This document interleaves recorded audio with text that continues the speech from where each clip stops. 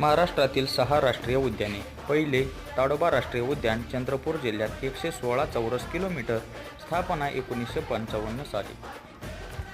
संजय गांधी राष्ट्रीय उद्यान, ठिकाण मुंबई उपनगर, बोरिवलीमध्ये स्थित, 104 चौरस किलोमीटर आणि स्थापना 1969 साली. नवेगाव राष्ट्रीय उद्यान, ठिकाण गोंदिया जिल्ह्यात, 133 चौरस किलोमीटर, स्थापना 1972.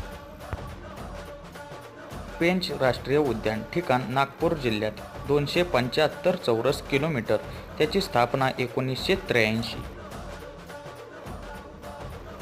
चांदोली राष्ट्रीय उद्यान, ठिकाण सांगली, सातारा, कोल्हापूर, रत्नागिरी, क्षेत्र 317 चौरस किलोमीटर, 2004 साली स्थापना. गुगामल राष्ट्रीय उद्यान, ठिकाण अमरावती जिल्ह्यात स्थित, 1700 चौरस किलोमीटर, स्थापना 1974 साली.